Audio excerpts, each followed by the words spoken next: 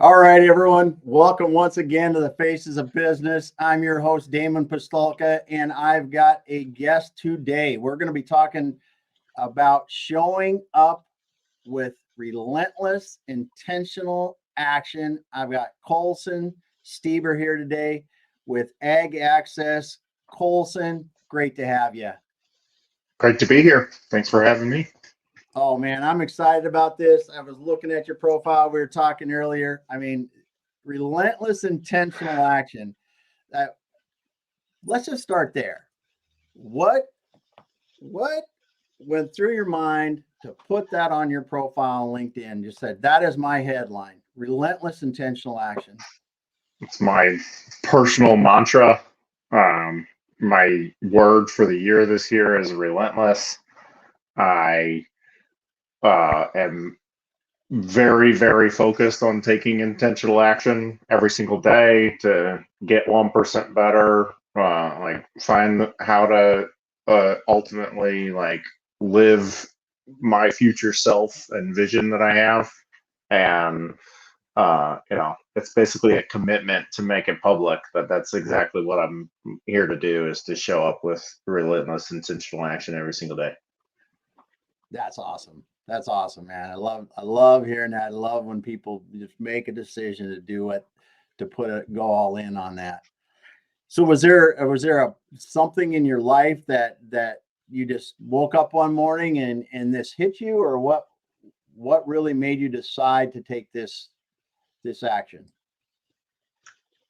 I mean, that we could go on for days of, but it would certainly start, at least like much of who I am right now starts with basically like the end of 2018, as I take like a stock of my life, because I have largely worked to like optimize my life and have put some actual like process to how I run myself, because like I am always like action man, right? And I have to figure out how to kind of rein myself in. And the only way to do that is, I don't want to actually slow myself down. I just want to like actually be running in a direction.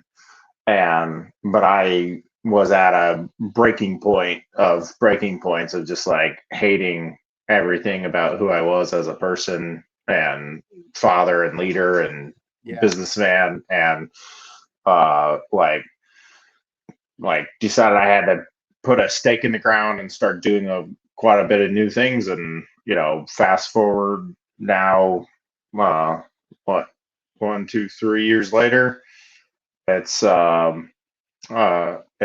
certainly been a journey, and I've spent a lot more time working on like what my own personal purpose is, and like figuring out how I need to grow and develop than the average person gets to spend the time, which is why being an entrepreneur is so awesome, because you get the opportunity to invest back in yourself. Yeah. That's incredible, man. It's love hearing that. Love hearing that. I went through a similar. My journey started in about 2000, and it was 2019, the fall of 2019, and it's life changing when you do it. It really is. So what did you when you made that decision? What are some of the things that you realize now doing this for a while, really working on with relentless intentional action? I mean, for me, it's like always creating space, being very, very like intentional with what I bring my attention to, and like always working to like simplify and narrow the focus. All right. And then I something I picked up at the end of 2018 to renew and reset my year was a Dominic Cortuccio book. It's not Design Your Life, but it's some similar title to that talked about creating awakenings in your life continuously, both externally and internally. and I literally like curate my stack, and it's like my learning journey of like I'm gonna create internal awakenings by always like taking time off and having some solitude. I'm gonna meditate every single day, like, and be on my own spiritual journey to figure out who I am and how I'm going to show up in the world. But then I also have to create external awakenings. And so on a daily basis, like I always read books. Now I like never miss a day of reading. And now I finish 40 books a year. And, you know, typically 25 to 30 of them are like leadership development, you know, uh, personal development stack, and you know, you hear the same thing that's a deep dive written by someone that like has invested in writing an entire book on it a lot of different ways, and you start making new connections in your mind. And then the other one is to be really intentional with the relationships. That's the other external one. Like, where am I building community that I'm surrounded by the exact right people, so that I'm becoming who I actually want to be. Yeah, that's awesome. That's awesome. For me, you mentioned many of the same things that really changed it for me, and that reading is one. I don't know if I'm up to 40 books a year because I often reread. That's one of the things I do, but they are in the leadership and personal development space. It's amazing, as you said, what reading 2 or 3 books about a topic from different writers really gives you, Oh yeah, and how that works. Awesome. yeah. I struggle within a given conversation of getting to know someone without referencing back to like a piece of content that I feel that I should suggest to them that will like meet them where they are and actually provide a next step. Yeah. Yeah. Oh, awesome. Awesome. Good stuff. Good stuff. Well, it's really cool to talk a bit about that. And let's go back and let's talk about your company, Ag Access, and let's talk about, because we'll get back to Relentless Intentional Action. I got some other questions here, and that about now. Ag Access is a research logistics company, correct? Correct. And how did you? It's kind of a niche industry that not a lot of people understand. They know it's there probably, but explain kind of how you got into research logistics, and all that. Yeah. Well, if a typical person would think it would exist, it's probably not a narrow enough niche to actually matter and like differentiate yourself on. Yeah. And so, you know, that was definitely where Ag Access came from, because it's so specialized that if you find me for it, like, because it actually fits it, like I'm the obvious choice. So I mean, that journey is certainly a long one, but the speed version is that we're in our 26th year of operating as a company. This company was started in 1997 by my parents. By the predominant way of conducting market research at the time was with telephone interviewing, and then I joined the company in 2012. That was still a primary like value driver of like the services that the company provided. But by 2012, you know, the online survey had already took over, and you know, tech started to solve just a myriad of like tedious detail process issues, and we have to figure out where we meet the market.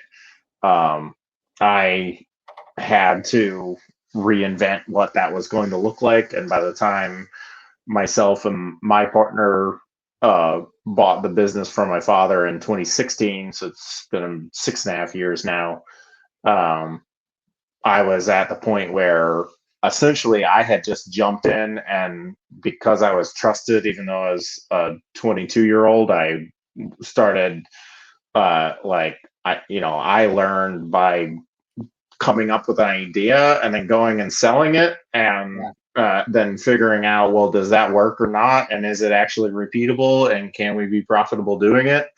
And by the time I did that for about 5 years, I settled in on, like, there's something here on these very custom research projects that are very, very involved, where you have to know how to engage the audience. It's a real expertise that we do have, and we can run these research operations.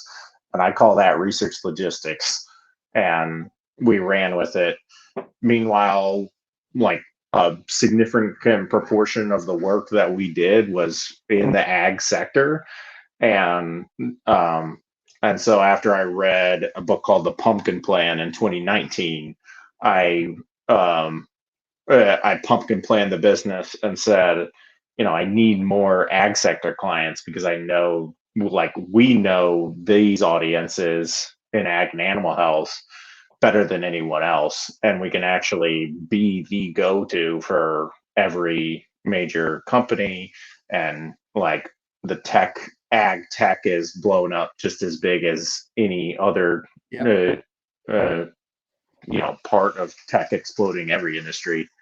And there's lots of opportunity to be had. So then the great pause of 2020 offered an opportunity to actually launch that business. Nice. So now we've been 2.5 years into operating as Ag Access. We have Ag Access is just as big of a company as CFR. Nice. So that niching down really has helped you then to focus in and provide more relevant services to your customer base, or you can more efficiently, or how has it really helped you to niche into like that, lean into that? I mean, think of the specificity. I mean, what I have up on my other screen right now is somebody needing to look into feed for a specific additive that's going to be researched for like one livestock, right? And that livestock, and our job is to go and know the, like, who the owner is, the veterinarians, all of the, like, decision influencers around the feed of this livestock have to be engaged in a conversation to actually conduct research with. And in reality, like, the lead consultancy that's working with us is, a design firm. They don't know agriculture.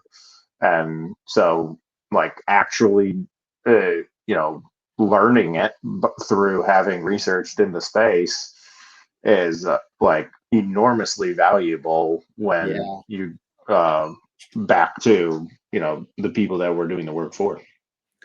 So in your industry then, because you're niche down like you are, and just say I'm a pork producer and I want to research a feed like this, you've got producers, veterinarians, and other people in that food chain, maybe even food resellers or whatever the animal feed resellers.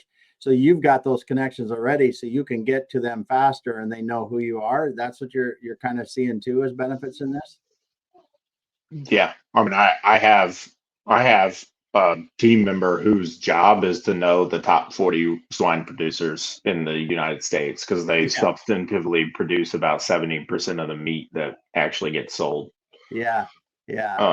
And their whole job is to like network within those businesses, so that when the primary suppliers, be it for their equipment, their antibiotics or veterinary products, or their feed, or their all of those companies, whether they're hiring us directly or they're hiring a consulting firm that is helping them to design an app, or figure out what the packaging is going to be, or talk about the efficacy of the uptake of a new drug, right? I mean, all of these things require actually going and talking to the producer or whoever it is in the supply chain, and it's our job to have the relationship. Yeah. Yeah, that's incredible. That's incredible. So, wow. So how much you talked about tech and ag? I don't remember if it was when we were talking about tech and ag.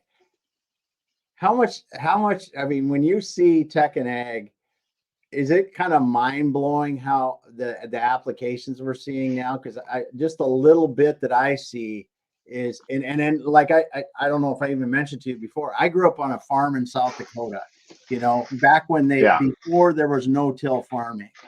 So and when my brother quit farming in like 2004 or something like that, I couldn't even hardly drive a tractor anymore because they had so much electronics in it. And that's Right. getting 20 years ago. And now, you don't even touch them. They drive themselves for a lot of it, at least going across the large fields where I was from now Yep. with the GPS.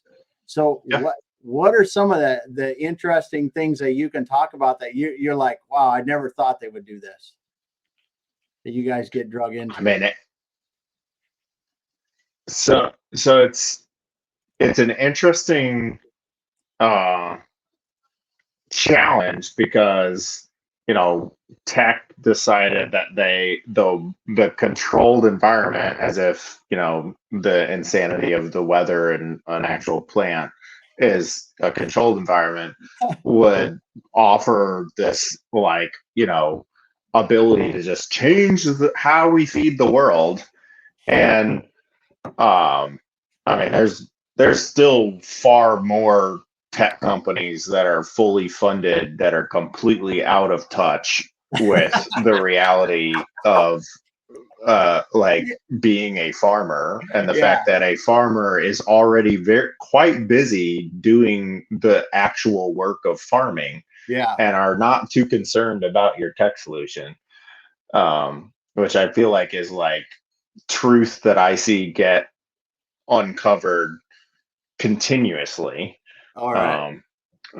And people think, oh well, climate change is coming, so let's talk about how we conserve water and what are we going to do for carbon sequestration on farming.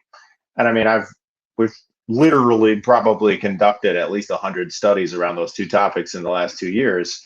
And it's rather absurd to think that the farmer is going to be much slower than the 100 different solutions that they will get offered to conserve their water, right? Mm-hmm. It's got to reach a point where there's real trade-offs to be made. But you see that happening, right? The tech is getting so good that it can't be ignored. And it actually can drive increased profitability, and it can respond to the incredibly tightening labor market. Yeah. And I wish I could. I can do my best, but I've tried to lay out the future of the farm a bit to my wife as we sit back on the couch, because it is the tech only improves, right? And over the coming decade, I've been to these ag expos, right? And if you look at the amalgamation of these different solutions coming together, you're going to see,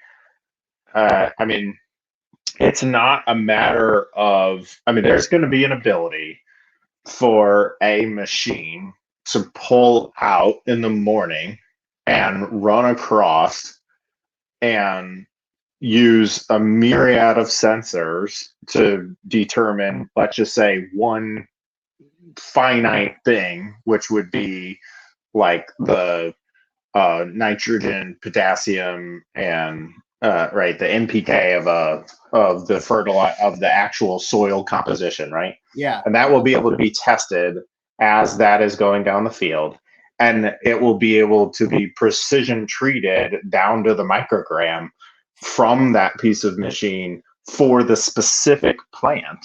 Yeah.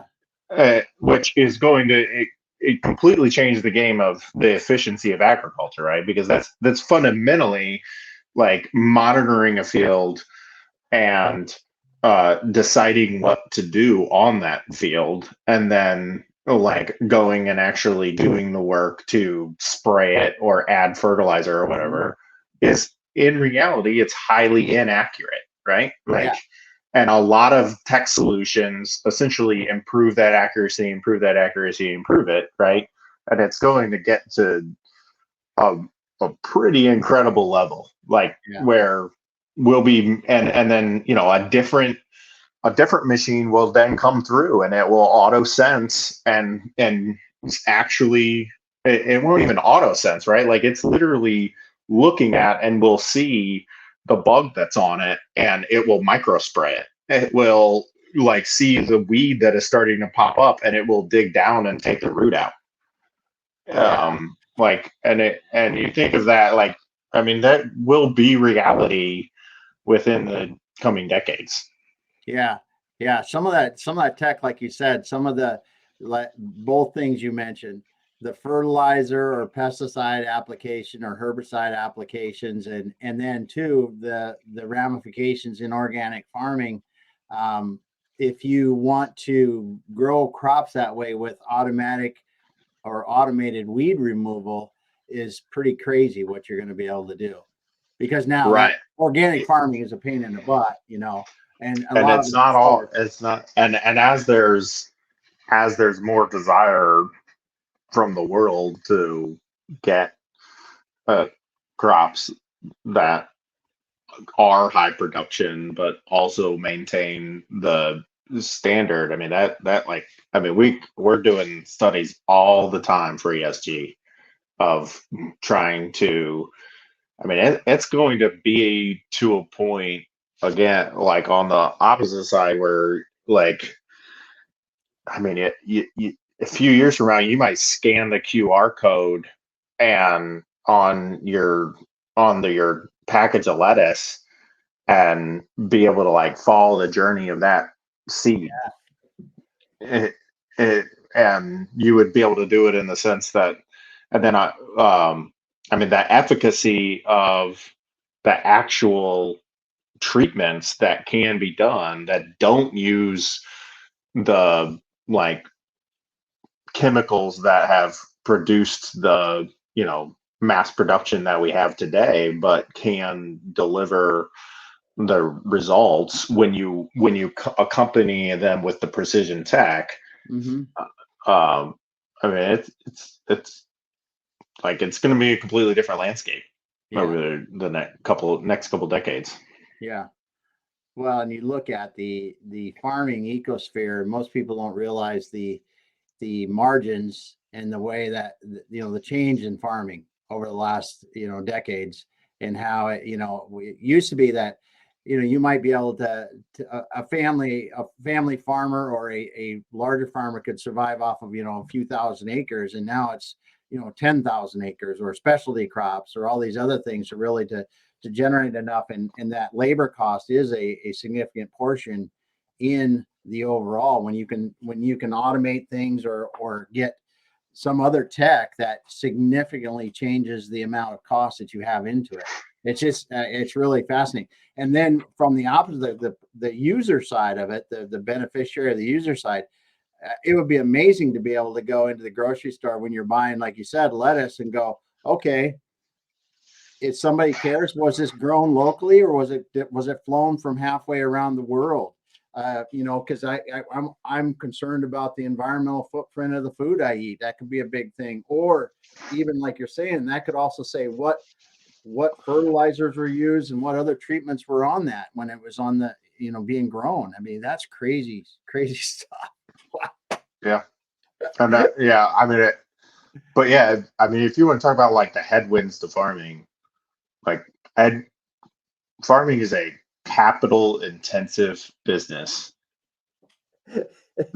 um, that has a whole lot of people like trying to get theirs out of that pie, and um, you know none of us should envy the farmer at but everyone should respect how savvy a business person that farmer is to actually even pay themselves at the end of the day.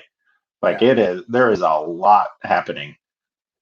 These are not, they amp up the complexity of running a business because they're not a manufacturing facility. But when you think of how 10,000 acres of strawberries is grown to deliver on a weekly basis, the insane consistency that we experience in the grocery store, and you really get into how that works, it is incredible that it gets pulled off. Yeah. Well, and then you think about with the inconsistency of weather from year to year, and Right. and then labor and everything, the whole 9 yards. It's like you said. Plus, their farmers are typically selling into commodity markets because there's a price for strawberries like there is for everything else that's set by the market. It's not set by the farmer. And if there's a glut somewhere else in the world, it can, it's going to affect you. Yep. Yeah, this is awesome. Good stuff. Well, Colson, let's get back to talking a little bit. Get off of farming. I can talk about it a lot because I love it. But and the tech's cool. It honestly is. Some of this tech is really, really cool. So when you run into when you're doing these research projects, helping these people with logistics, putting the data together and stuff, what are some of the biggest challenges that you guys run into?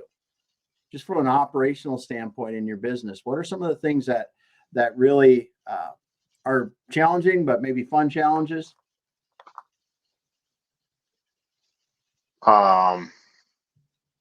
In terms of like core to what we do, it's that what you do. Like, that's a challenge. Is that like essentially we're asking for people's attention in a in a world where everyone is vying for their attention, right? We're asking for a different type of relationship where they can actually like really be kind of in the know about like what is getting developed and how is this going to impact me, right? And it's going to like and what's going to affect them. They can really influence the decisions and the design of this stuff, right? yeah. And then like we do pay them a lot of money, but you have to break through the fray, right? And that's like I mean it's never ending. I mean it's challenge. I definitely take the ilk of like if it was at all simple to get this done, there'd already be a research tech company that would have replaced us, and the and like our customer wouldn't need to hire us. And so the reality is as a business, we have to just continually identify those issues and take that approach of where's the opportunity, how do we get better, what's our process look like, can it get simpler, like it's a relationship not a transaction, can we turn this into like what's in it for them, right? Where's the value, and then you break through, right? And so I mean that, like I said, I have people whose job it is to network within these different fields, and and that is an advantage because back to that same lettuce grower, if I can get to the top 5 owners of lettuce, and then they control hundreds and hundreds of thousands of acres of lettuce, and essentially that becomes market value for me. You said one thing that really made me think is that they can influence the future in their industry. And I think that would be a real attractive point for anyone that's doing research is you're going to find those people within the industry that care about that want to be able to be want to be at the forefront, want to help influence the industry in positive ways. So when you're on the outside, people think of like big ag and this stuff. I would actually put it as like the largest agriculture operations are continually concerned with the sustainability of their operation, right? And how do they meet that? Like one way is that you know what's coming by I mean, if there's a seed, chemical, equipment, or ag tech, growingly in ag tech, but certainly on seed, chemical, and equipment, if they're out going to make something happen, it's most likely it's getting researched because they're going to make tens of millions of dollars of investment into it, right? It's getting researched, and there's a high likelihood that we're the ones that's actually fulfilling that research. Yep. Yep. So you can help the people you're talking to be more successful in their businesses. Exactly. Yeah. Very cool. Very cool. So what are you looking forward to for next year? Any new things you're coming up with, stuff that you're excited about trying? I'm on a crazy deep dive that I do every year to like try to do as much of the complete reset as possible and figure that out for 2023. So I want to like challenge all of my assumptions, change my relationship with my own business, and make sure that I'm actually setting course to do what I want to do that'll like actually fulfill my 3-year vision and my 10-year vision. So, I mean, in ag access, I it feels like we were reaching a tipping point where we've put ourselves out in the world enough that it's not just that people are trickling in to find us. It's that we're being, sought out and referred around. And like to say, how do I, as a small business, turn around and like meet that and make sure that we like make it better, right?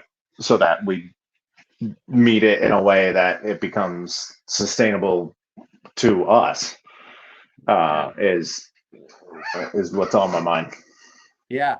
And that is interesting that you're doing that. It's great to do because actually I've got a client now I'm helping it. They've plateaued.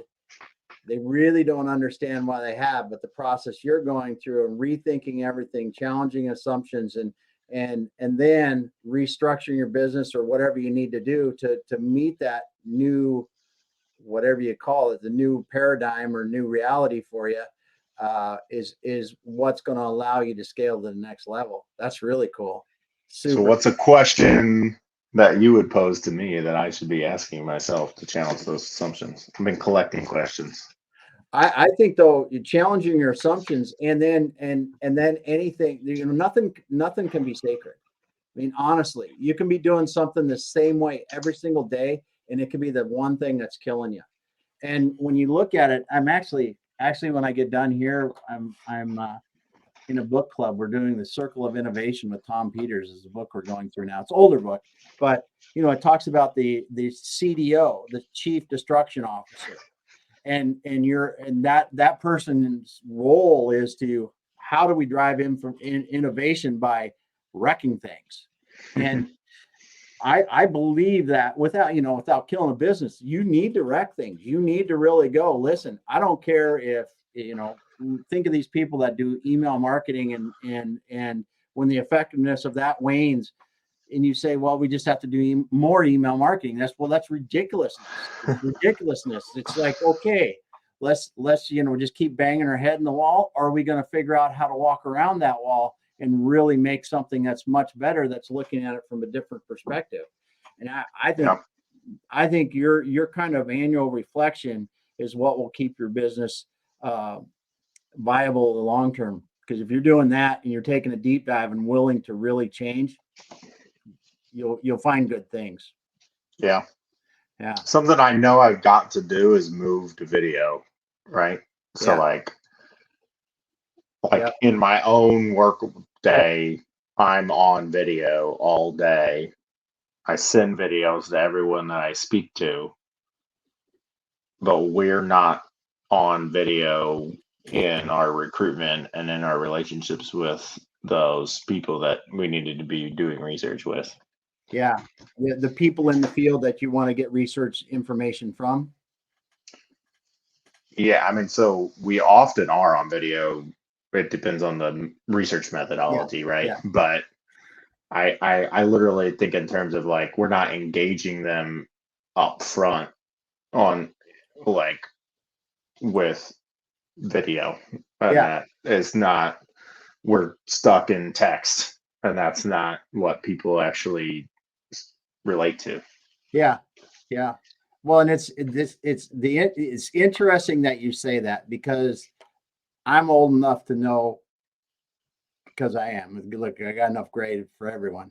And you see the transition in what people did, and people that are my age. I mean, email was a big thing when that came out and doing it. And now some of the people have migrated to text, but now with the iPhone and video and FaceTime, and it is so easy to communicate by video that and it is a much more robust form of communication.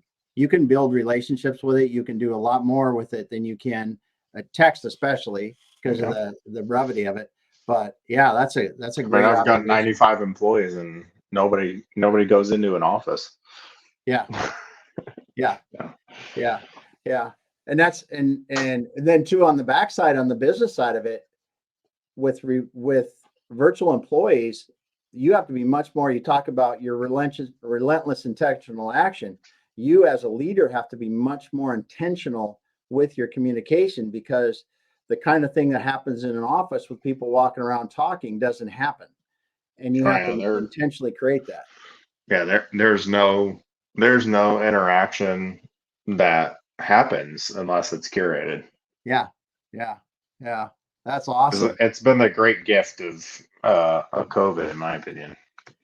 Oh, the virtual work. I'm telling you, and I know there's some people. Face to face is great. It's great in the right situations. It's what you need. But when you look at how business can happen when virtual is perfectly acceptable, the way that you can get it done, the efficiency and the effectiveness of it cannot be denied. Right. Just cannot be denied. I And mean, we're sitting down having an actual conversation here, and like I get to walk out and like participate in bedtime, and we yep, didn't like fly all over the place and yep, not be exactly. present for our lives. Yep, yep, yeah, good And stuff. I'm doing that from Florida when I'm before I had an office in St. Louis where everybody showed up to work every day. Yeah, yeah, yeah. Well, that's awesome. That's awesome. Well, Colson, it's been awesome talking to you. And I can hear, we're talking about showing up with relentless intentional action, and I can hear it in your voice and in the things you're telling me about living that in relentless intentional action, the way it's helping you. Before we leave, though, you've got a few good quotes on your profile here on LinkedIn that I pulled up. Not that we have to do those, but what is a quote of the day that you would like to leave us with?